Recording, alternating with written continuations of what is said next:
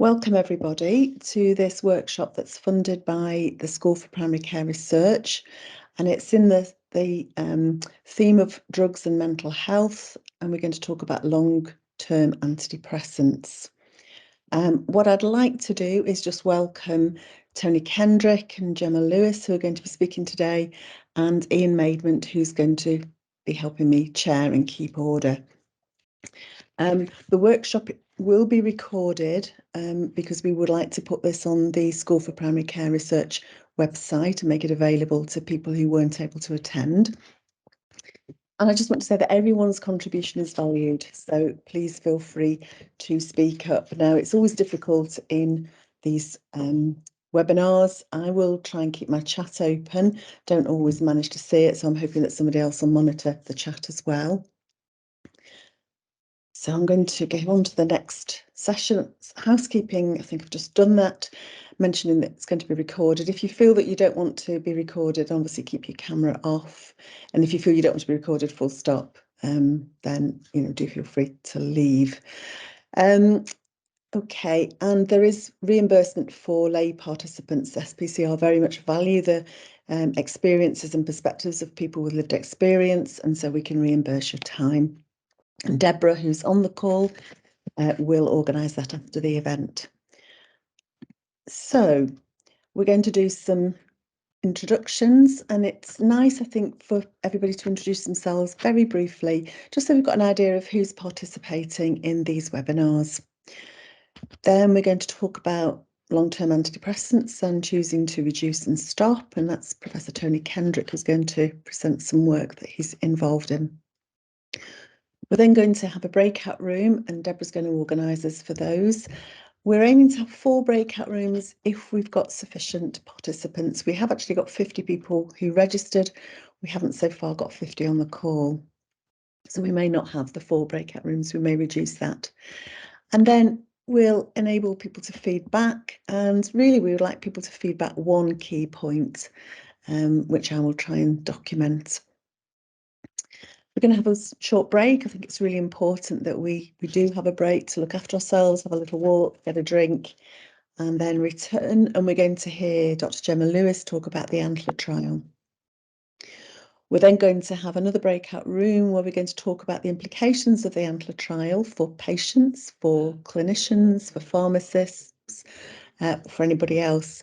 And again, we're going to feed back one key point, and then we'll have the opportunity at the end for reflections and to think about the next steps. Particularly, have we developed over the course of this webinar any networks or connections, so people that we might want to be involved with, work together in the future. So, okay, so before I do move on to Tony, I'd like people to introduce themselves. I don't know whether I've said I'm Carolyn Graham. I'm a GP in Manchester and Professor of General Practice Research at Keele University. And what I will do is go down my list of participants and ask you to put your camera on if you feel able to, and introduce yourself, and just perhaps say why you came today, what do you want to get out of today's webinar. So we've got Alini Palazidou. Hello, sorry, I can't put my video on, so you can't see me. Okay. Yeah, I was just interested to see what, I wasn't sure what this was about, but be interested to see how the discussion goes. I'm a psychiatrist in adult psychiatry. I'm retired from the NHS, but I retain my honorary professorship at the Butts in the London Medical School at Queen Mary University. And my special research and clinical interest is in mood disorders, depression and bipolar disorder, and also psychopharmacology. So I hope I can contribute a little bit to the discussion. Hello and welcome. Ali Robbins. Hi, I'm Alison Robbins. I'm a I have lived experience of mental health, but I also work for the clinical service for children with disabilities up at CAMS. Hi, welcome. Sonia Ali.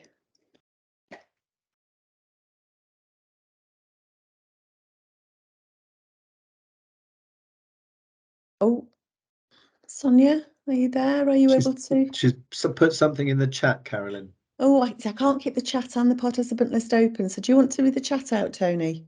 I'll try, yeah. So Ali has said, hi, my camera and mic do not work, but I'm Sonia. Sorry, Sonia, I beg your pardon, Ali is your surname.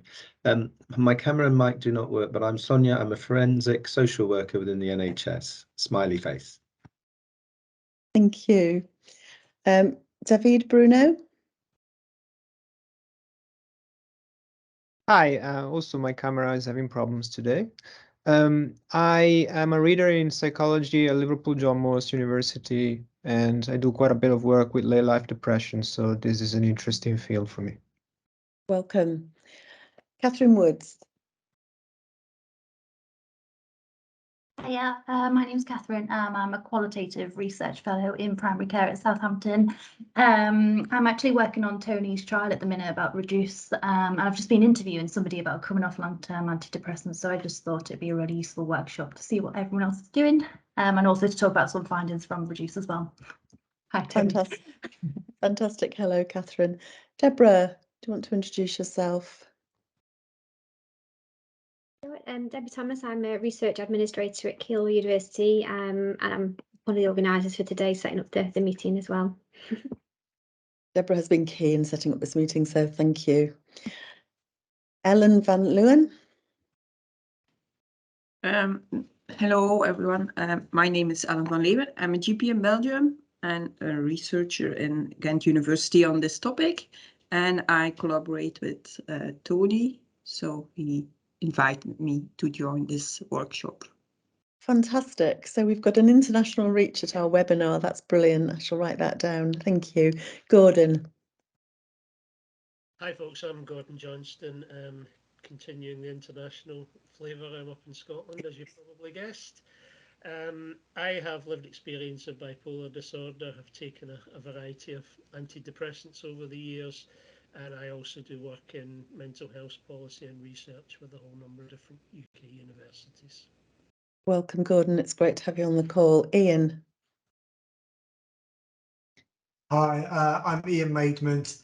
I'm an academic pharmacist at Aston University, and with Caroline, I'm helping to chair this session. So welcome everyone. Thank you for coming. Iona Hindis.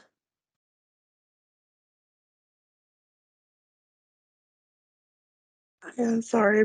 I'm just eating while I'm watching this. I hope that's all right. Got me in a bit of a mouthful. I'm a PhD student funded by the National Institute of Health Research, and one of our other universities in the funding scheme is Keele, and so I got the invite to the workshop and thought it was really interesting. Welcome, Iona. Enjoy your lunch. Jennifer.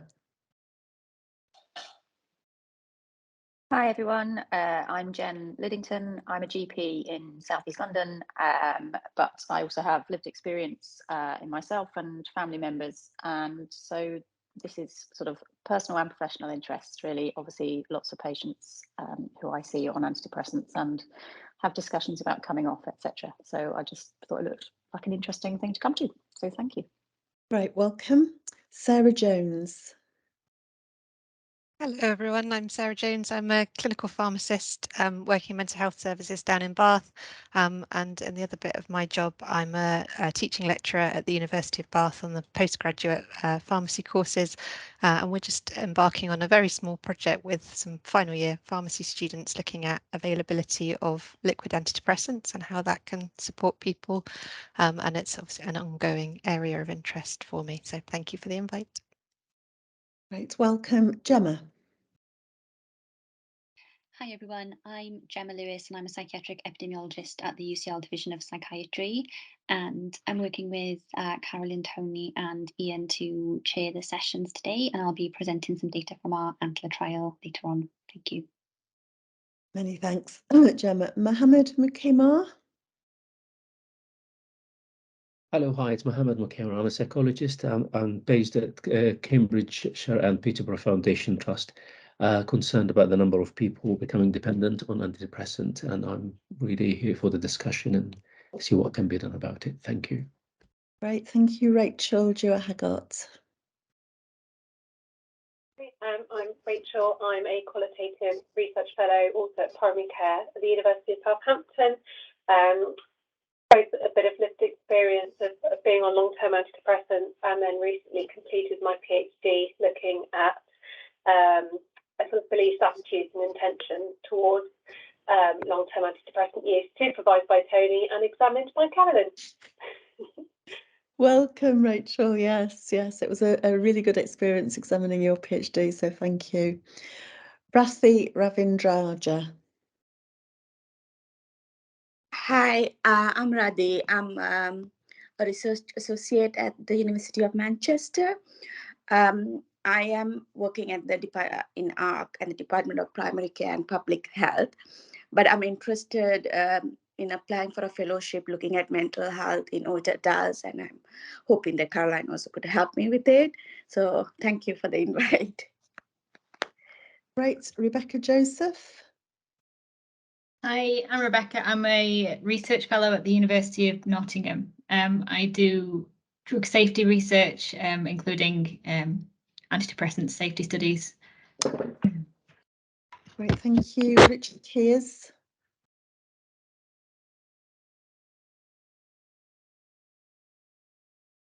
Richard, are you there? I am, sorry. Oh. We did hear you.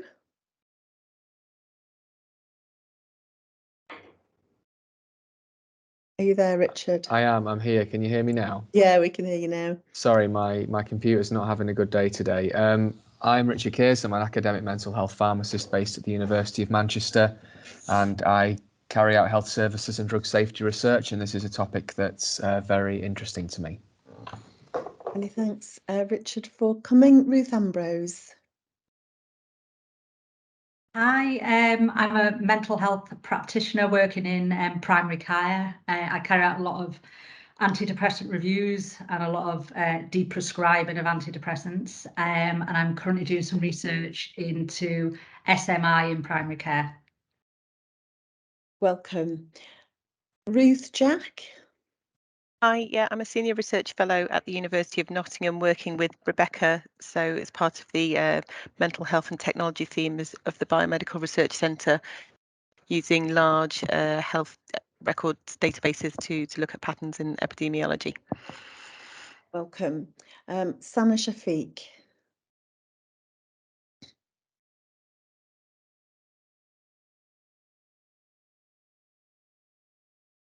Sana, are you there?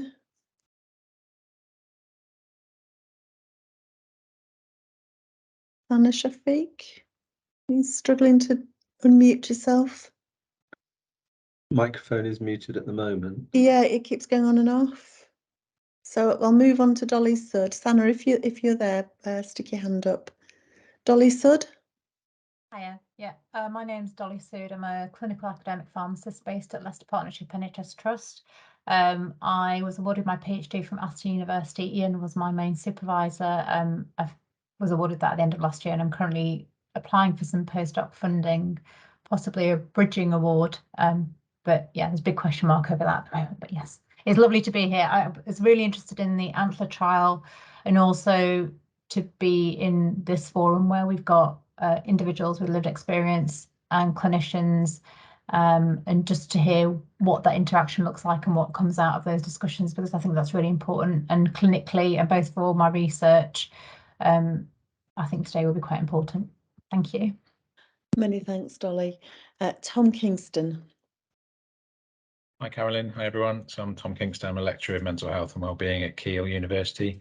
Here out of general interest, really, to learn from all of you experts in the field, really. And you have expertise in mental health research, Tom. So Kind of you to say. And finally, Tony. Yep, so I'm Tony Kendrick. I'm a GP and Professor of Primary Care at Southampton. Fantastic. So thank you, everybody, for introducing yourselves. We've got a tremendous mix of people, which is great. So that's one of the aims of the webinar have been met already, so I can tick that off. So I'm now going to hand over to Tony to talk about long-term antidepressant prescribing and reducing antidepressants. And I'm afraid Tony is going to have to say next slide, please, if I don't anticipate. Yes, thank you. It was great to hear about all the expertise we have at this meeting. Lived experience of taking long-term antidepressants, but also pharmacy experience and Cochrane review experience. Ellen led the Cochrane review on this that I was glad to be part of. I noticed a couple of people mentioned bipolar disorder. When I talk about depression in my presentation, I'm going to be talking about largely unipolar depression, often mixed with anxiety, and not particularly about bipolar. So some of the things that we intend for depression wouldn't hold for bipolar. We do most of the prescribing as GPs of antidepressants, and ever since Prozac came in the late 80s, I think 88 in the States and about 1990 here, Prozac being the first of the serotonin reuptake inhibitors, they were better tolerated than the old tricyclic drugs. And ever since they came in, antidepressant prescribing has been increasing every year, and I'll show you some figures in a moment. This has caused concern by lots of people, on the behalf of lots of people, but particularly Public Health England regarded this as a public health issue. They did a report in 2019 saying that 17% of the adult population were taking antidepressants in 2018, not through the whole year, but it took them some time in that year. And of those 17%, about more than 10% were taking them for depression. And that would be largely, as I say, unipolar depression or anxiety or a mixture. Twice as many women as men, and many more in socially deprived areas. And if you were a woman of childbearing age in a socially deprived area, you had a 1 in 4 chance of being on antidepressants. And there's a great deal of concern that some, or if not much, of this prescribing may be inappropriate, that people should not be on antidepressants, or at least not be on them long term. We know that the longer you take them and the older you get, the more side effects you can get. In the short term, you can certainly get effects on sexual functioning, weight and sleep. But in the long term, you can get bleeding from the gut, bleeding into the brain, causing seizures, falls and strokes, and low sodium in the blood, hyponatremia. So there are some relatively less common, but quite serious side effects from long-term use of antidepressants. The next slide, please. So I hope you can see this slide. Up the side is millions, and the top there is 80 million people. And this is NHS data, millions of prescriptions per year. And it goes from 1991 at the bottom to 2018 at the on the right-hand side. And that graph has continued to go up in the last 4 years. I think Gemma will present some more recent data later. It's been a fairly straight line, although it did get a bit more steep from 2008 there in the middle, after the financial crash and austerity in England. Next slide, please. The dark top bars are the SSRIs, and they're the ones that have been going up mostly. The middle bars are the tricyclics, and they've been going up as well, but not as much. They tend to be used for other things these days, chronic pain, sometimes insomnia, sometimes migraine. They've only actually been going up in line with the increase in the population, the tricyclics. And then the bottom bars, which again have been going up more steeply, are the more recent other antidepressants. Next slide, please. So why have antidepressants been going up? Well, it could be that we're actually picking up more depression and anxiety, which needs treatment. So more people are being started on them. It could be that we're overdiagnosing depression and anxiety and giving people these antidepressants inappropriately, starting more people inappropriately. It may be that we're diagnosing the same number, but our threshold for treating has gone down and we're treating more of them. Or it could be that the duration of treatment is increasing, and that means you get more prescriptions per patient. They take them for longer, so there are more prescriptions per person, and therefore more prescriptions overall. And we looked at this in GP prescribing data from the CPRD. Next slide, please. So the CPRD is the Clinical Practice Research Data Link. I hope you can see what this graph shows. On my screen, it's a bit small, sorry about that, but essentially up the side is the number of people per 1,000. That top blue line is about 60 per 1,000 or 6% at the beginning. And the bottom line there is about 10 per 1,000 or 1%. The bottom line is the incidence of depression. And this was over a 10-year period from 2003 to 2013, when antidepressants were going up and up. And the doubling time was about 10 years. And the bottom line there shows the incidence of depression stayed around 1%. So completely new cases of depression in general practice were being diagnosed in about 1 in 100 people per year, and fairly flat. This goes up and down because of the seasons. So these are quarters along the bottom there.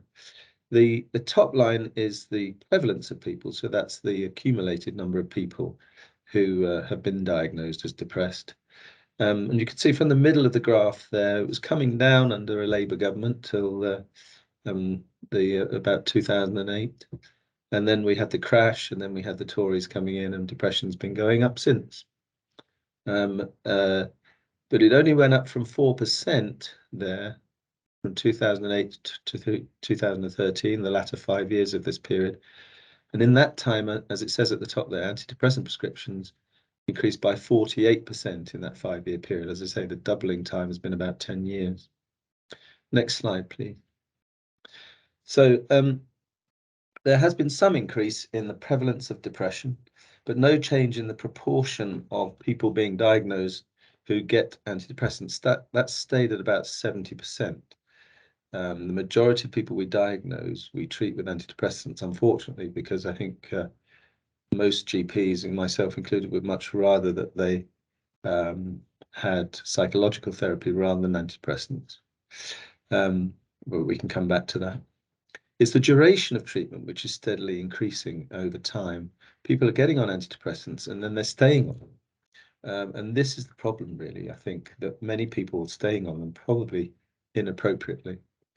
The median length, so that's the length for half the people on them, is now more than 2 years here. It's more than 5 years in the States, and I think we're heading that way.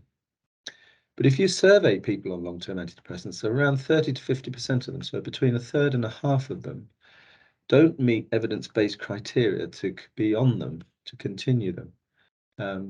They've recovered from whatever they had, and they should be considering coming off them. But it's not easy. And I think in recent years, we've recognized more and more how difficult it is for many people to come off antidepressants. We don't really have very good prospective cohort studies of a whole group of people looked at over time on antidepressants. But if we do surveys, particularly online surveys, we find that as many as half of people report problems withdrawing from long-term antidepressants, and a proportion of those that really have very serious side effects, withdrawal effects when they try to come off. Mark Horowitz and David Taylor in 2019 published in The Lancet evidence that suggests that proportionate tapering, hyperbolic tapering, so this is instead of coming down in a straight line, you come down in a curve. You drop the first part of the dose, but then you do it slowly and more slowly as you come off. It's a bit like if you were coming off cigarettes and you were coming off 20 cigarettes a day, it'd be the last 3 cigarettes that you'd spend longest coming off. And doing a similar thing with antidepressants seems to help people with particular problems coming off treatment. Next slide, please. I'm going to talk about the REDUCE program. This is a program grant for 6 years funded by the National Institute for Health Research. We actually had to extend it by 6 months, so it's not finished yet, but it will be finishing early in 2023.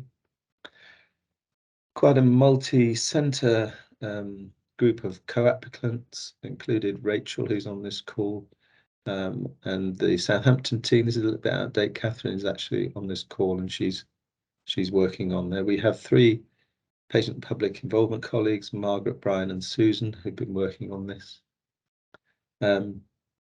This is funded by the NIHR, and I should declare that my university receives funding for this research from the NIHR. We don't receive any funding from drug companies. I don't have any funding. I've had small educational grants from drug companies back in 2009 and nothing since then. So I should have perhaps declared that at the beginning. I don't have any conflicts of interest related to pharmaceuticals.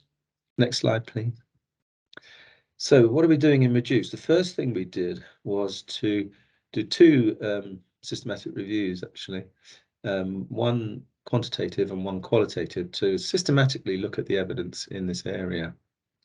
There were 15 studies in the quantitative review, and a couple of pairs could be meta-analysed, but generally speaking, this was a narrative review, narrative synthesis. That means we didn't put all the results together because they're different types of interventions. So what things can help people come off antidepressants? If you prompt the GP to review their patients who've been on antidepressants probably for too long and give them some guidance on tapering the doses down, you get less than 10% people successfully stopping their antidepressants, and maybe another 15 to 20% who might reduce the dose. So there was a trial in Scotland and a trial in the Netherlands doing that. If you give people quite intensive CBT, so we're talking about probably 20 sessions of an hour of CBT, so it's quite resource intensive psychological therapy. Trials suggested that more than 90% of people could come off their long-term antidepressants, and it lowered the risk of relapse. Similarly, with mindfulness-based cognitive therapy, so that's mindfulness treatment in groups, Kaiken and Hybers, they showed that you could get rates of more than 70% of people coming off long-term antidepressants. And compared to those who stayed on their antidepressants, they were no more likely to relapse. So the conclusion of our systematic review is that psychological therapies can be effective, but they are resource intensive. And we thought, therefore, that if we're going to help all these hundreds of thousands, if not millions of people come off long-term antidepressants, we need some sort of scalable, i.e. online intervention to provide them with psychological support. The qualitative synthesis included 20 studies, and I'll just quickly go through these themes. The top theme here is hugely important, that the doctor prescribing the antidepressant, their attitude to maintenance or discontinuation is very key for most people, what their doctor says about it. Sometimes the doctor discourages the person from coming off their antidepressants, or puts them back on early if they start to get withdrawal side effects. And the perception of whether antidepressants work long term is obviously important, and the perceived cause can include this chemical imbalance that's been in the news recently, with the evidence from Moncrief and others showing that there's very little, if any, evidence for an imbalance or a deficiency of serotonin. But I think GPs have sold antidepressants to patients on the basis that there was some sort of chemical disturbance that needed correcting, or a deficiency of serotonin that needed building back up. And that was the kind of shorthand explanation that they would get from the drug companies. Fear of relapse and fear to a lesser extent of withdrawal keeps a lot of people on long-term antidepressants. And the I won't dwell on the others, but you can see there are a number of things that we needed to take into account when we were thinking about how we might help people to start making a decision that they might try coming off their antidepressants. So those are the patient perspectives. Next slide, please. Similarly with health professionals, we did interviews with GPs, nurses and psychologists. Interestingly, although the patients really rely on the prescribers to advise them, the prescribers are saying, well, they don't see it as their role to make decisions for patients, and they want to just support them and give them kind of neutral advice. That their role is more to assess the risk and manage expectations of people who might be considering coming off. Repeat prescribing systems tend to militate against people coming off. They're often not reviewed with each prescription, may not be reviewed for a year at a time when they've been on them for some time. Again, the practitioners recognize that patients have a perception that they are deficient in serotonin and that they fear relapse. And practitioner beliefs vary. Some practitioners, just like some psychiatrists, think that if you've got depression, you do need lifelong treatment and everyone should be on them. But that's one extreme. And I think there's a whole range of beliefs amongst practitioners as well as amongst patients. And what practitioners wanted to see in our reduce intervention was advice on withdrawal tapering regimes for the drugs, telephone support for patients that they couldn't provide because they're so busy these days, and psychological tools which are not therapy as such, but can be helpful in terms of helping people think about how they might manage without antidepressants. Next slide, please. So, led by psychologists Adam Geraghty and Hannah Bowers here at Southampton, we developed a patient intervention, an online intervention called Advisor, which talks people through the risks of stopping, the best time to think about stopping when life is going well, not Christmas time, dealing with withdrawal symptoms, thinking about different alternatives to drugs, thinking about their goals and values and what they want to get out of life, how to seek help for symptoms of withdrawal or relapse, and guided self-help tools. So basically online CBT-based or mindfulness-based or ACT-based tools. Next slide, please. And this is the opening page of Advisor for patients. As you can see, that it's essentially menu driven. You go into whichever of these modules you're thinking is most relevant at the time. It allows you to make notes about your reasons for stopping and your progress. It allows you to keep a list of resources that you might call on when things start to get difficult. Next slide, please. We've also got Advisor for practitioners, Advisor for health professional. This includes detailed withdrawal schedules for individual drugs and the ability to print off withdrawal schedules, although most of the trial of this intervention has taken place in the more remote era of COVID. So GPs have not been printing off withdrawal schedules in most cases. What happens in Reduce is that patients are actively recalled for a review by the GP or by a nurse practitioner if they're prescribing for them, with 1 or 2 follow-up reviews scheduled. The online guidance is there to give the practitioners advice, and the patients also get telephone support from a psychologist, from an IAPT psychological wellbeing practitioner. They get a half-hour initial call and then 2 15-minute calls. So this is fairly non-resource intensive. It's the sort of thing you might scale up to do at scale in the NHS through general practice and the IAPT psychological services. Next slide, please. And this is just the front page of Advisor for health professionals. It gives advice on reminding people why they might want to reduce their antidepressants or stop them. How do you breach how do you broach the subject? When should patients start tapering?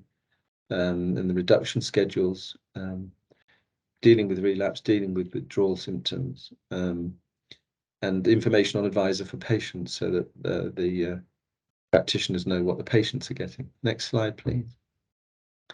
And there are 4 different types of reduction schedules. Plan A for people on the antidepressants that tend to have fewer withdrawal symptoms and can often be stopped over a relatively short period. We're talking a matter of a few months, several weeks, a matter of a few months. Plan B for people who are on ones with more withdrawal symptoms, so paroxetine, venlafaxine, duloxetine. Plan C for people who've got a history of difficult withdrawal, difficulty coming off antidepressants, and Plan D for tricyclics. Next slide, please. And essentially, we have talked through with the practitioners when should people think about coming off antidepressants. Certainly after 12 months for a first episode, if the person's recovered and is no longer depressed or anxious. Again, maybe after 2 years for treatment of a recurrent episode, only if the person is well, but not for people with a history of recurrent episodes. So if they've had to go back on antidepressants twice before, or if they have a lot of risk factors for relapse. Actively raising the issue with them and giving the full pros and cons, that the risk of withdrawal symptoms is probably at least 50%, mostly mild and usually manageable, but obviously not always. Some people have a very difficult experience. That the risk of relapse when we started out on this was from one trial, which is a bit like the Antler trial, which Gemma's going to talk about. And in that trial, the risk of relapse was about 25% per year. 1 in 4 patients coming off them relapsed. It's actually higher in Antler, as Gemma will talk about. But that even if people did relapse, treatment could be restarted quickly. That they should start to feel better fairly soon. Hopefully their sexual functioning would improve again. They might feel less numb emotionally and avoid risks of serious things like gastrointestinal bleeding. That the practitioners should learn the standard regimes for advising on tapering for commoner drugs. But sometimes you might need to switch to longer acting fluoxetine or sertraline if you're on a shorter half-life drug. You may need to switch to liquid preparation. I'd be interested to hear from the contributor today who's doing that, and taper exponentially if necessary. So this was all the stuff that we put into Reduce now about 3 years ago, and things have moved on a bit since then. So you may think, well, this is already a bit out of date, and you'd be right, but this is what we're testing in this trial. The latest NICE guidelines, and I was on the committee for the NICE guidelines, and this is just a summary of a lot more advice in the guideline. Say that we should take into account the half-life of the drug and how long the person's been on it. Slowly reduce the dose to 0, coming down proportionately, and maybe using even smaller reductions as the dose becomes lower. Consider using liquid preparations, and there are problems using liquid preparations because some commissioners won't allow them because they are relatively expensive, but we can talk about that. Next slide, please. Yeah, so I think just to summarize, I have some expertise in this area, having led a group of people over the last 6 years, reviewing the evidence, doing interviews with patients and practitioners, helping the psychologist to develop the online support and the telephone support. And we're trialing that at the moment. And the last patients are in follow-up at the moment. We should get final data about March time, April time, and we'll be publishing this in the middle of next year. So I can't give you any results at the moment, unlike Gemma, who will later this afternoon. But the Reduce trial is a trial of giving people support and we hope that we will improve the number of people coming off. If the number of people coming off is around 10%, as it is from the prompting trials, we might double that or more in reduce, but that would still only be a minority of people who would be coming off. So I'm going to stop there. There's a lot of people with very relevant expertise that can fill in some of the gaps that I've left there. Well, that was a really complex presentation. Thank you so much. So we've got one question in the chat, which I'll take, and then we'll go into breakout rooms. So Dolly, you say quite a few people have not been offered or have had difficulty getting liquids, and have had to advocate for themselves to get onto appropriate regimes. So shall we just take that in the discussion, if that's okay? Because we've got breakout rooms and feedback. Is that okay, Dolly? Yes, of course. Else? Yes, Yeah? yes, of course. Yes, yes. And Alina, you've got a point to make? Yes, if I may say, in terms of the chemical imbalance idea, I think we have moved on from that. This is the old-fashioned monoaming hypothesis, which was based on what was known about the pharmacology of the brain at the time, because tricyclic antidepressants and were increasing activity within the serotonergic and noradrenergic system. People then believe that there was a reduction in these chemicals in the brain. We don't think this way anymore, and the new ideas on the neurobiology of depression are to do with neurocircuits within the brain, particular parts of the brain, which are relevant to mood, and there is an imbalance there which can be in different places. So the way the antidepressants are effective, yes, not because there is reduced concentrations of serotonin or noradrenaline in the brain, although in some patients there may be, but because increasing the activity of the systems improves the neuroplasticity. It increases various proteins in the brain that help the neurons function better and communicate better. So the neuroplasticity idea is what is relevant now. I think we should stop telling patients about chemical imbalance because it's not valid.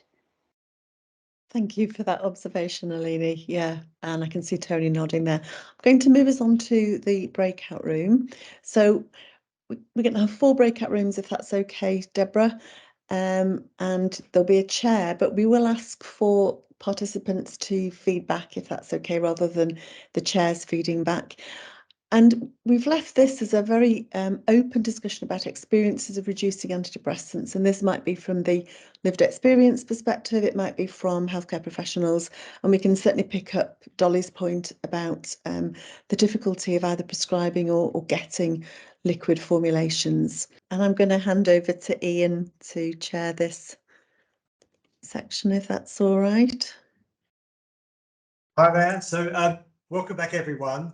So I'm just going to chair this. So I'm going to go to the 4 group leaders, which includes myself, and ask them to identify someone to give just 1 or 2 points about the experience of reducing antidepressants, and then I'm going to try and bring it all together. And I think I've got, what time should I finish, Carolyn, by? So I think if we can do this in 10 minutes, and then 10 we can minutes. have about a 7-minute break, yeah. Okay, so I'll finish by 2:35. Okay. Lovely. So I will first go to Tony. So who in your group's going to feed back? We didn't actually get around to deciding who was going to feed back. Gordon, you're right in the middle of my screen. Do you want to feed back a couple of points from our group? Thanks, Tony. That's good of you. Yeah, we actually had quite a lot of discussion in a very short period of time. I think a couple of salient points. One was around the decision in the very first place about whether to prescribe antidepressants. We thought there needed to be far more consideration given, because sometimes antidepressants are the right thing to do, sometimes not. So, even before we start talking about getting people off antidepressants, let's talk about, can we actually put less on in the first place? The other thing I think we talked about was the kind of support that's needed for someone to come off, both in terms of the sort of physical effects and the psychological effects. That there needs to be a review to decide to come off. There then needs to be support and regular monitoring while that process is going through. And if it's done properly, it can be successful. So some really good points, Gordon and Tony's group. I mean, I think the first decision about prescribing is really important. I think the difficulty for a GP is what else can you do? What else can you? You've got a patient in front of you. It's waiting list for CBT. It's easy or relatively easy to do. So it's a really important point. I think we need to think about the first decision, and if we do prescribe them at the start, give realistic goals. I think that's really important. Okay, that's great. So I'll quickly go to Gemma's group because Gemma's got to go. So if Gemma can nominate someone to speak on behalf of your group, that would be great. Thanks, Ian. It's just 2 minutes I have to go for. But does anybody want to feedback from our group? We had some really interesting discussions.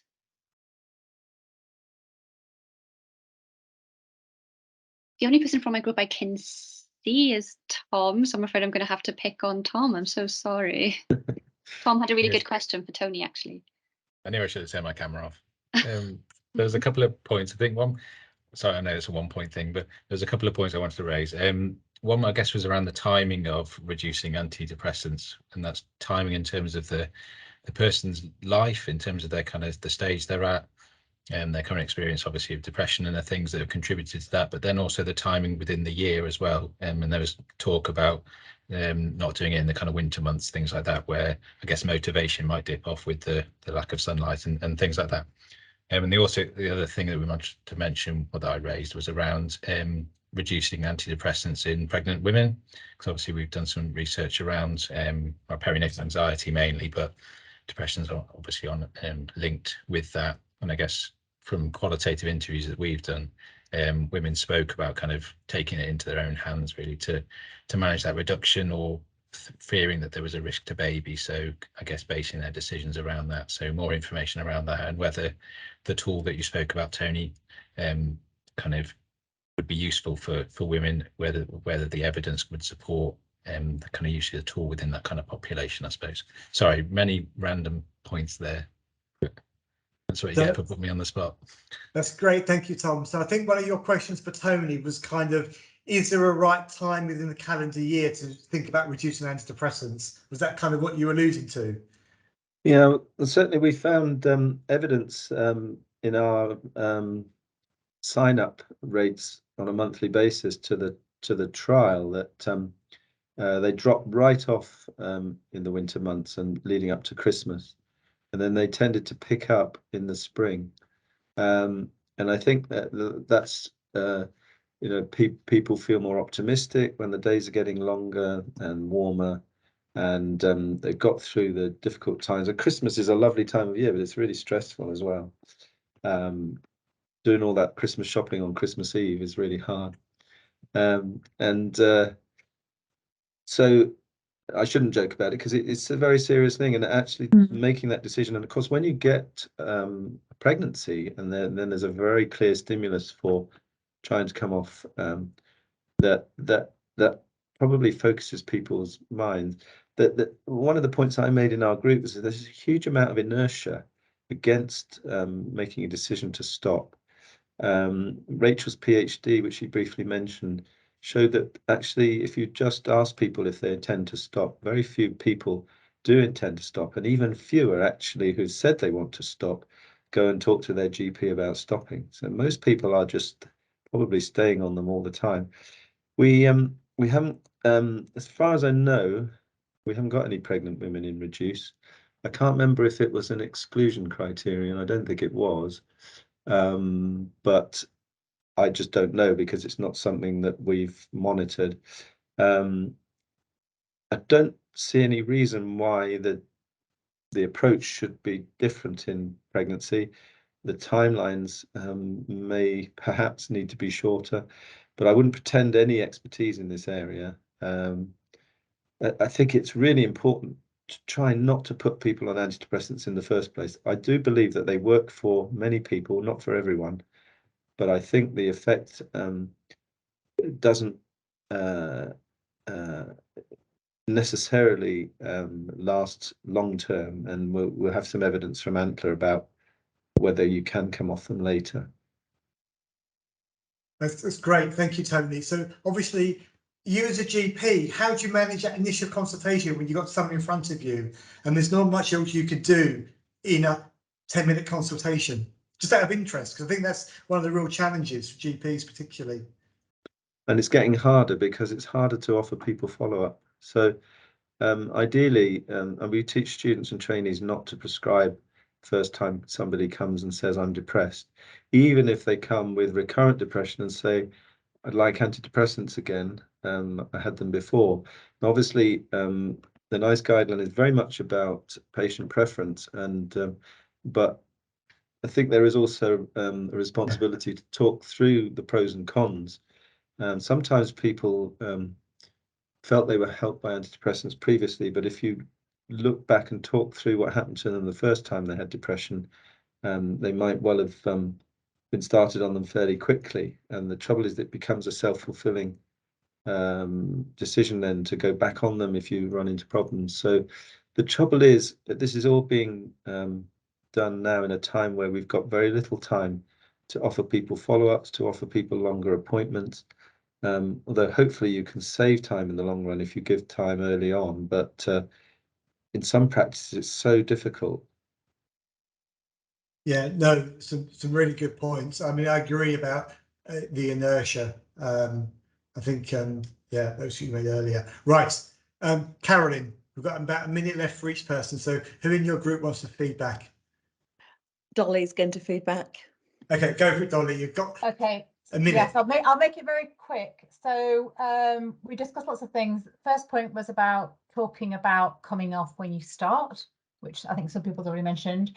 But this thing about liquids that I asked before, we may have possibly thought about a solution. So I was thinking more in a practical sense that mental health pharmacists, e.g. heads of pharmacy and mental health trust, and GPs with special interest in mental health should actually put pressure on the commissioners, or at least the prescribing committees, area prescribing committees, to have liquids put in the formulary specifically for the purpose of reducing antidepressants. So that in the long term, I know people worry about the short-term cost, but the idea is that you will take people off, and that will possibly solve this issue of people trying to get hold of the liquids, because it would be stated in the formulary that these liquids could be used under the specific circumstances for these indications, and then everybody across wherever your area is, you would prescribe them, and then GPs wouldn't have problems getting hold of them, and patients wouldn't also have problems getting hold of them. That would also raise awareness about reducing, because that's the other issue that we've got, is that people just aren't aware of the guidelines on reducing. And I think now that we've got NICE and the Royal College of Psychiatry guidance, we could use those as tools to put that on the agenda for the meetings and ask for them to be put in the formulary for that purpose. I mean, I completely agree with you. We need to put pressure on CCG pharmacists to make this fully available and highlight that it's an artificial cost saving, because the drugs are such a small cost compared to everything else. And I think, yeah, we can do that as clinicians on the ground, these formulary committees. I think it's a really good point. I'll be going back to my head of pharmacy asking him for that tomorrow. Yeah, it would be good to bring to the mental health pharmacy conference. Yeah. Right, okay. So Sorry, Sarah's Catherine, put something in the chat about that, Ian. Sarah Jones has put something in. She's doing a project on final year students reviewing available formulary documents to see what's said about the availability of liquids. I mean, the other thing we haven't mentioned is tapering strips, which I think in we did mention them. Yeah, so we talked about Peter Groot's work and his work on tapering strips. Yeah. At the moment, they're very difficult to get. You can get them, but they're not easy to get. And in some cases, for people with particularly difficult withdrawal, I would love to be able to easily get them tapering strips. But you can give them a prescription. They can import them from Holland individually, but they're very expensive relatively. And we said the next step after that would be for drug companies to make lower strength, but it's not necessarily in their interest, or to have packs ready-made available where you would just reduce, because it's not very safe to tell patients to cut these tablets and you've got all these crumbly bits, you don't know what dose they're taking or what's on, and the tablets aren't made to be cut in that way. So the manufacturers could, if we put pressure, make strengths that are lower, because the liquids taste foul as well. That's the other thing, they're not very nice to take. And just before we break, Ian, there was a point about whether we should have specialist deprescribing clinics. I think there are pros and cons for that. I think certainly for people who have difficult withdrawal, a history of difficult withdrawal, having particular expertise would be great. The only thing is that you would need some sort of continuity of care between the usual prescriber and someone doing that in a deprescribing clinic. I think pharmacist reviews would be great. Sometimes the usual prescriber feels afraid themselves to help someone come off because they might be blamed for a relapse.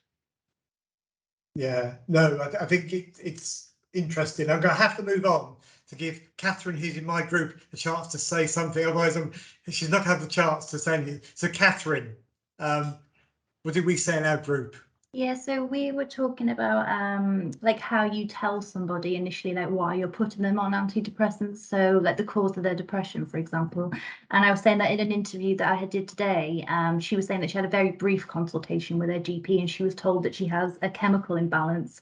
And even though she's managed to reduce as part of the trial, she thinks a part of her is that she's resigned to antidepressants because of this imbalance. So we were just talking about how to like just being aware of the harmful effects of that initial, how you tell somebody why they're going on. And then Ian just made a really nice point of how he might communicate that to somebody. And he was just saying, well, imbalance might be a reason that, you know, might be a cause, but actually you can talk about antidepressants in terms of getting that balance more right to address like lifestyle factors, but it doesn't mean you're going to be on them forever. So we're basically just thinking about the way you communicate these things to patients and being aware of long-lasting effects of what you say in those consultations. Yeah, I mean, all I was highlighting was that usually for depression, there's a cause, something's happened in your life, you've been made redundant or whatever else. I mean, when I was taught, some of you might remember this, we were talked about reactive and endogenous depression. So I can see Carolyn agreeing there, which is obviously moved away from that. And the medication can, not always, can help people to address whatever chemical there is imbalance in your brain and help you to address these big lifestyle issues, or put you on a level where they might start to be addressed anyway. So that's, I was slightly over, sorry Carolyn, but we had some good discussions, so I didn't want to wrap it up too quickly. So we've got a question from Mohammed saying, are we going to share the slides? You know, if Tony and Gemma are happy to share the slides, then Deborah can circulate them, but the recording of the workshop will be on the SPCR website anyway, so the slides will be on there. Yeah. And Ian, yes, Ian, think about workshops. I mean, I think workshop for SAPSI for next year, but also Royal College of General Practitioners annual conference. I think this would be an excellent workshop. Anyway, I'm going to call us all together. I think most people are back, and I'm going to hand over to Dr. Gemma Lewis, who's going to talk about the Antler trial. Great, thank you, Carolyn. So yeah, today I'm gonna present the results, the findings from the Antler trial, and I'm gonna try to focus more so on what the findings mean and the implications of the findings for patients, clinicians, and possibly pharmacists. I know there are a lot of pharmacists in the audience, and I'm not sure what those implications are, but it would be really interesting to hear about that. So can I have the next slide, please? Actually, and the next one, and the next one, and the next one. Thank you. Okay, so Tony covered, a bit of these data already. So the Antler trial was really began within this context of the increased number of prescriptions for antidepressants.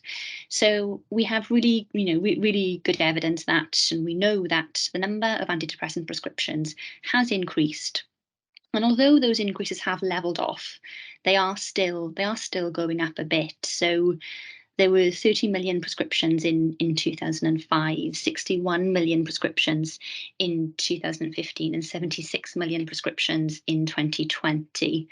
Now, also, as Tony said, we also know that this increase has largely been driven by increases in long-term or maintenance treatment. So that means that this increase has been driven largely by people staying on their antidepressants for longer, rather than new people being treated for new incident episodes of depression. And there are now around 1.5 million people in England who have been on antidepressants for 2 years or longer. Next slide, please.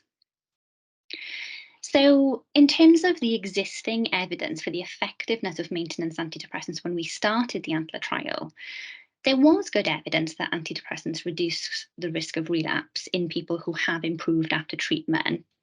However, the main gaps in the evidence were that these studies had mainly been done with people who had been receiving maintenance antidepressants for 8 months or less. So really, given the things we've been talking about today, we know that being on antidepressants for 8 months or less than that is, not reflective of the much longer duration that many people stay on antidepressants. The other thing was most studies had been done in secondary care, and as Tony mentioned at the start of his talk, primary care physicians do the majority of prescribing for antidepressants. The existing studies were also small, and they'd mostly focused on tricyclics, and we know that the big increase in antidepressant prescribing over recent years has taken place largely, only among the SSRIs. Next slide, please. So the aims of the Antler trial, so many people were taking and are taking long-term maintenance antidepressants in primary care, but our evidence to advise them on whether to continue or discontinue their antidepressants and the potential consequences of this was poor. So the research question that we aimed to address was, what is the effectiveness of maintenance, or so staying on antidepressant treatment, as compared with discontinuing that treatment in primary care patients who had been taking antidepressants for more than 9 months and also felt well enough to consider stopping that medication. Next slide, please. And the next one.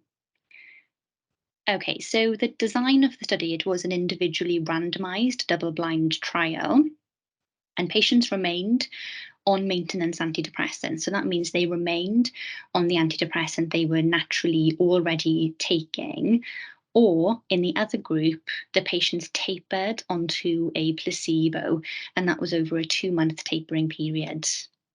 Now, our primary outcome was the time it took patients to relapse within a 12-month follow-up period. And we conducted follow-up assessments at 6, 12, 26, 39, and 52 weeks, so up to the 12 months. And the GP was sent a letter about which group patients had been allocated to at the end of the study to discuss continuing care for their patients. So in terms of eligibility, so who exactly did we include in this study? So we recruited primary care patients who were being treated for depression. They had to have had at least 2 episodes of depression or been on their antidepressant for 2 years or longer. They were aged 18 to 74, and they had to have been taking their antidepressants for 9 months or more.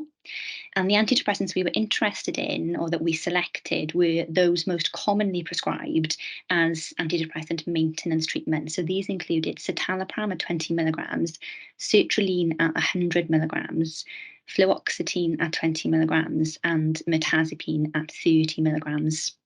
We also required that the patients were well enough to consider stopping their antidepressant medication, and we also selected patients who had been adhering to their medication up to the point that they were enrolled in the study. Thank you. So the recruitment took place from 150 GP surgeries, and these were in Bristol, London, Southampton, and New York. And we screened the GP's database for people who were on the relevant antidepressants, and we sent them an invitation letter. And other patients were invited during the actual GP consultation, so there were those 2 different mechanisms of recruitment. Patients were mailed a questionnaire to establish to what extent they were currently adhering to their antidepressants.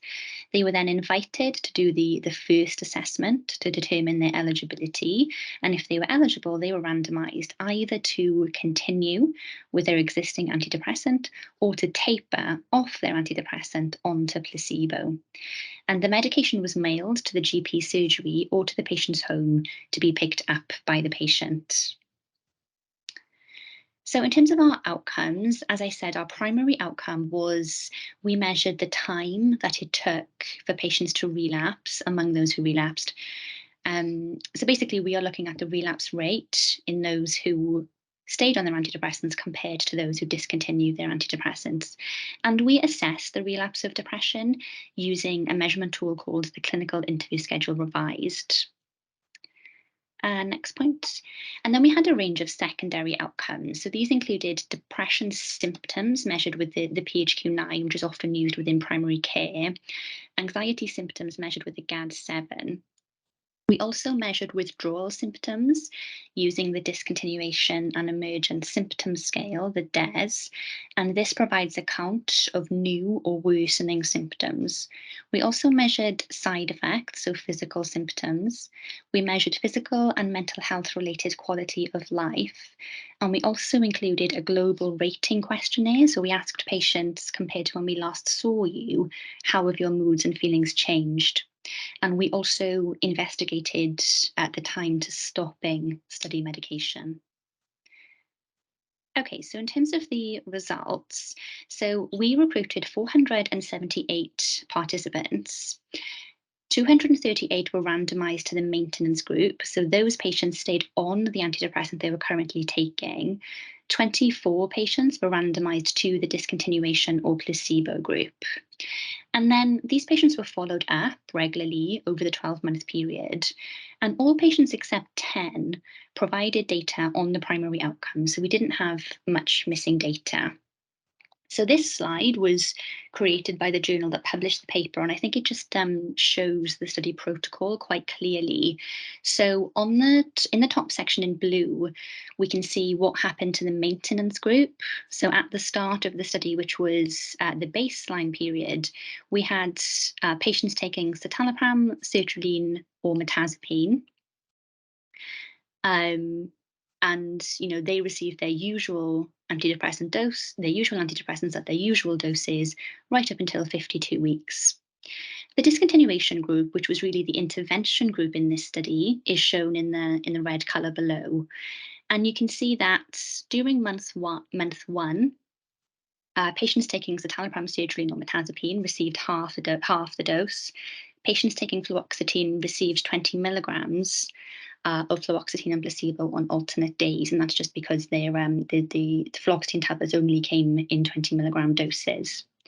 During month 2, patients received half-dose antidepressants and placebo on alternate days, and for fluoxetine, patients received placebo only. And by 3 months, all of the patients in the discontinuation group were receiving a placebo pill only. Okay, next slide, please. So the study participants, so approximately 3/4 were women, which fits, with what we know about the epidemiology of depression, which is more common in women than men. They were aged 18 to 74, and the average age was 54.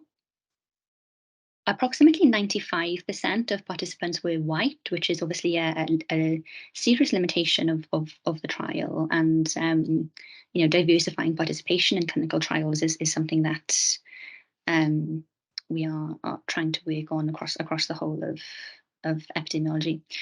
Almost 3/4 of the patients had been taking antidepressants for more than 3 years, so that's a really significant point. So the majority of our sample had been on their antidepressants for longer than 3 years. The most common antidepressant was citalopram, followed by fluoxetine, then sertraline, and then mirtazapine. So only 4% of the sample were taking mirtazapine, which was less than we were expecting. Next slide. Okay, and the next slide. So this graph illustrates the main findings. So on the bottom axis, you can see the follow-up period extending from the time when we started the study, time 0, all the way up to the 52-week final follow-up. And on this axis here, you can see the probability of freedom from relapse. And the red line shows the trajectory for the group who discontinued, so stopped their antidepressant. And the blue line shows the trajectory for the patients who stayed on their antidepressants. And what you can see is that the probability of remaining free from relapse was longer in the maintenance group compared with the discontinuation group. And the relapse rate was faster and shorter in the group who discontinued, and more patients who discontinued experienced a relapse compared to those who remained on their antidepressant. We ended up with a hazard ratio of 2.06 and a confidence interval of 1.56 to 2.70. So I guess in general terms, the patients who discontinued their antidepressants were twice as likely to relapse over the follow-up period compared with those who stayed on their antidepressants. The next slide, please. Next slide, please. There's a message from, sorry, there's a message from Blethen to say only seeing slide on reduce, but can other people see the slides that Gemma's talking to? I can see Gemma's slides clearly. Great, okay. So sorry, Blethen, I've really no idea what's happening with yours. Sorry, I've moved it on now to primary outcome, Gemma. Thanks, Carolyn. So this table just shows the data in simpler terms, really. So in the first column, you can see the proportion of the group who discontinued, who relapsed compared to not relapsed. And in the second column, you can see the same proportions for the group who stayed on their antidepressants. So you can see that in the group who discontinued, 56% of them relapsed by the 12-month conclusion of the trial. And this is compared to 39% of patients in the maintenance group who had relapsed by the conclusion of the trial. So a higher proportion of patients relapsed in the group who discontinued compared to the group who stayed on their antidepressants. And these figures are really important as well, and really important for mapping out the probability of what may happen after a patient discontinues their antidepressants. So you can see that even in the group who discontinued, 44% of patients did not experience a relapse, which we think is a really important figure and has really important clinical implications. And similarly, in the group who stayed on their antidepressants, 39% did experience a relapse. So also an important figure. Thanks, Carolyn. Next slide. So our secondary outcomes, then I'm not going to focus on them in detail because I didn't have quite enough time, but I can answer questions about that at the end of the study. So for the secondary outcomes, we generally saw the same pattern of findings as we saw for the primary outcome. So patients who discontinued their antidepressants had higher scores on withdrawal symptoms. So, it's a really important finding that we did see a difference in withdrawal symptoms. So those who discontinued scored higher on the DES scale for withdrawal symptoms than those who remained on their antidepressants. But these patients also scored higher on depressive and anxiety symptoms and also lower on quality of life scores. So the trajectory of these symptoms is quite important. So these differences, including for the withdrawal symptoms, were largest at the 3-month follow-up, and then they reduced in magnitude thereafter. Okay, next slide, please. So I'm going to go through the summary and the practical implications. So the Antler trial provides evidence to help doctors and patients make informed decisions together on whether to continue or stop their antidepressants, with hopefully now more information about the potential risk of relapse. So 70% of patients had been receiving the antidepressants for 3 years or more. And we found that after 12 months, 56% of those who discontinued had a relapse, and 39% of those who continued had a relapse. Now, another bit of data that we thought was important is that around half of those who discontinued and relapsed chose to return to an antidepressant prescribed by their clinician, but obviously 50% of those who discontinued and relapsed did not choose to return to an antidepressant prescribed by their clinician. So it is possible that some relapses or even withdrawal symptoms were not severe enough for people to decide to return to the medication. So remaining on antidepressants long term reduce the risk of a relapse, and our findings suggest is clinically appropriate for many people. Next slide, please. However, it's also really important to acknowledge that we found that many people were able to discontinue safely. Next slide. So if patients are well and receiving antidepressants, one of the practical implications is that clinicians and patients should discuss reducing and stopping the medication. The Antler trial provides data or a mapping out of the percentage risk of relapse. And it's important for patients and doctors and clinicians to distinguish between relapse and withdrawal symptoms as far as they possibly can, during the period after they start to withdraw from their antidepressants. So patients may need to start their medication patients may need to restart their medication if they relapse. And the Antler data show that careful follow-ups with more frequent consultations in the first 3 months would be very helpful in monitoring the trajectory and changes of symptoms and for informing clinical decisions. And potential quality improvement suggestion is that clinicians could make this discussion a standard part of routine medication reviews if patients are well enough to consider stopping their antidepressants. Next slide. Okay, that's it. Thank you. That's great. Thank you, Gemma. A really comprehensive summary of the Antler trial. Any brief questions before we go into the next breakout room? Or points of clarification?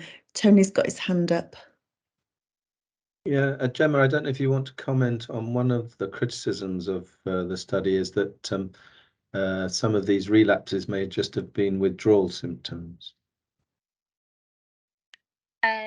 Yes, I can comment on that to the extent that I can do. So we know that there is overlap in the symptoms of withdrawal and the symptoms of depression and anxiety. Many of the symptoms are very similar, and it can be hard to distinguish between them for patients, for doctors, and also for researchers when we conduct studies. We use the best available measure of withdrawal symptoms, which is the DES scale.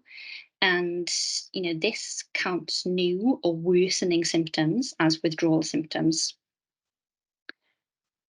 So we attempted to distinguish between them methodologically as much as we could.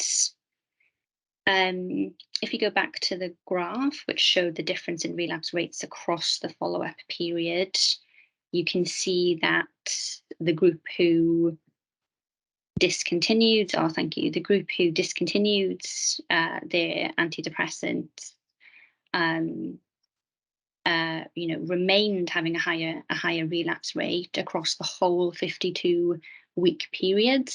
And we would hopefully not expect withdrawal symptoms to still be present and severe toward the end of this follow-up period. We would expect them generally, I think, to be happening earlier on in the follow-up period. And I also think, I didn't present the data there and I was conscious of that, but the size of the effect on withdrawal symptoms. So it's really important that we did find evidence of withdrawal symptoms. And that's really informative, I think, for clinician-patient discussions. We did not find that the difference in withdrawal symptoms was massive between the two groups, but it's really hard to quantify what is serious withdrawal and what is not. The difference was there, and it should be discussed. And but it doesn't look like it's accounting for the entire relapse rate that we see. Thanks, Gemma. I'm going to take chair's action and move us into the breakout rooms.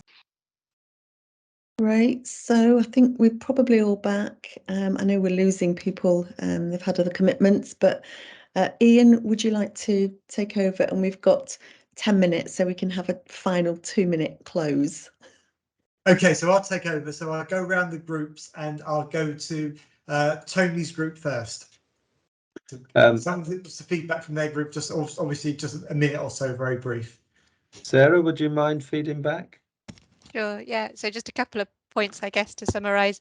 In terms of Antler, we felt that it provided that space potentially to have some of those conversations with patients. It kind of filled in that gap in the evidence base, but also allowed that space to say actually either option is a reasonable option to reduce or to continue treatment, but it gives us some evidence to support it.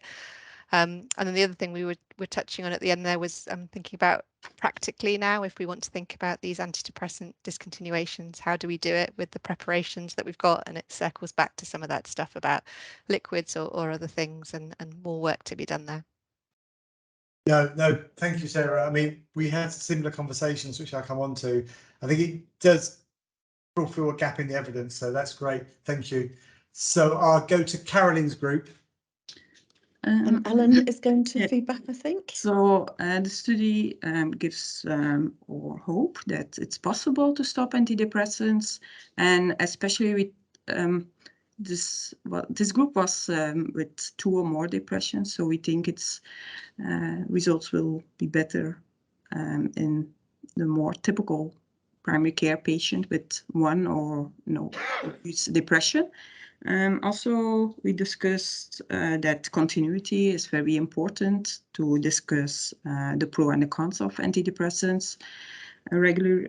And another point was we need more data on side effects of antidepressants to discuss openly the pro and the cons of long-term antidepressants.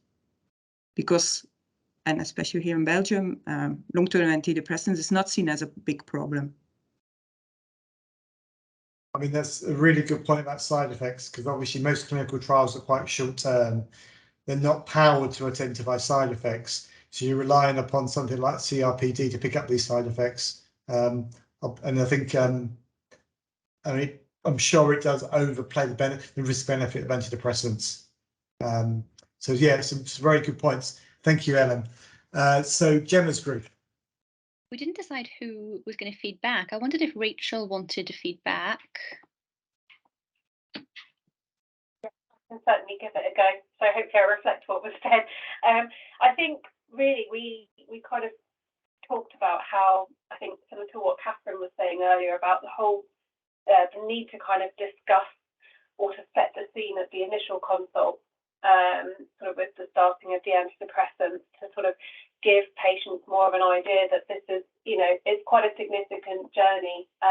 And I think they're sort of saying, people seem to sort of say, well, take these antidepressants, you'll feel worse before you'll get better, give it a couple of weeks and see how it goes. But that see how it goes doesn't really sort of imply sort of the potential longevity of being on the antidepressants, which then led us to thinking and discussing about setting milestones for review and sort of thinking about when the patient feels well. And then we had a bit of a conversation about what being well actually means, and then sort of the need to stay on the antidepressants for the maintenance and then eventual discontinuation. And then also sort of thinking about, as well as that kind of aspect of timing, it's thinking about things like the risk factors, life events, and trying to incorporate that into the sort of the eventual decision making about when to discontinue. Okay, that's great. Thank you, Rachel. So I'm going to feedback on my group, and we found very similar things. We particularly found a bit about being careful when to start them and having realistic expectations. A couple of us said we were quite surprised upon the, although it could be withdrawal, the relapse rates. And I think that highlighted the need for awareness and for careful monitoring and manage expectations and the risks. And also that a brief intervention for deprescribing may not actually work. It's not going to be easy. One of the things we had for question for Gemma was, did you look in the Prozac arm whether they were getting less withdrawal symptoms? Because obviously with Prozac, the long half-life, you probably wouldn't get withdrawal symptoms, or did you not have the data for that?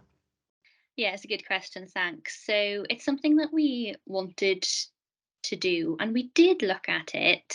We didn't find any evidence that those who discontinued fluoxetine experienced any difference in symptoms to those who discontinued the other antidepressants. However, what I would say, the trial was not powered to detect those differences, as you just mentioned, Ian, with power. We weren't powered for those differences, and we probably were underpowered to detect them. But this idea about fluoxetine and its half-life obviously is, has, there are hypotheses and, there that I think, could be looked into in larger data sets potentially. Yeah, no, we did wonder that whether there's an opportunity to look at large data sets with fluoxetine, particularly comparing it to a very short one like paroxetine or venlafaxine. We did talk about that with Ruth, and Ruth has some very good points to make. I don't know if you want to make them yourself, Ruth, or whether you want to leave them for later. I just found my mic again. Yeah, no, just to point out that obviously the large data sets where you do have many more prescriptions and people, it would take a lot of thinking about how you'd identify those people and how people are being deprescribed and how you'd measure relapse or restarting medication and stuff. But just wondered if that was an area that could be looked at. Yeah, definitely. I'm wondering now whether this has been done in individual patient data meta-analyses, because obviously they would have more power. I don't remember seeing it, but I will have a look for that. I've only ever once stopped somebody's fluoxetine abruptly on the basis that NICE guidelines said you could at the time, and she developed severe anxiety. And whether that was her perception that suddenly she was without the fluoxetine that she'd been on for years, I don't know, but it's not something I've ever tried to do. I've never done it since. I've always tapered fluoxetine just like the others. I mean, I can see how it's not going to do any harm going to taper it. It's not really going to do much harm tapering fluoxetine. It would just help us understand whether or not it is relapse or withdrawal, if the data is available, if people are stopping it abruptly. Interesting. Out of interest, Tony, what dose were they on? Because there is some guidance out that says if you're on a higher dose, then you should reduce it down to 20 before stopping. Yeah, but she it's was not on. widely available, that guidance. No, my memory is that she was on 20. Yeah, but what Gemma will remember, I think, is that people in the maintenance arm got quite a few withdrawal symptoms as well, and there's a sort of nocebo effect, I guess. So it's quite difficult to know whether these symptoms are reflecting what's happening at the receptors or a perception that you may not be on the drug anymore. Oh, right, I see. Well, yeah, so, well, my assumption has always been participants in the maintenance arm could not experience withdrawal symptoms. I hadn't thought about it as psychologically maybe they think they've discontinued, so they might experience withdrawal symptoms, but that still can't be physical withdrawal though, right? No, but they did report quite a few symptoms on the desk. Well, the sort of assumption about that is the overlap between withdrawal and depressive symptoms. So, the DES scale will be measuring to quite a large extent symptoms of depression and anxiety, and a lot of people in the maintenance group were still relapsing. So my assumption was that was why that was happening. But that's an interesting point, yeah. And on that point, I think we have to bring this to a close. So thank you so much. Well, thank you to School for Primary Care Research for funding this webinar. Thank you particularly to Tony and Gemma for presenting their work. It's been great. Thanks, Ian, for co-chairing, and thank you everybody for participating, particularly those who are still here. Tony, you've got your hand up.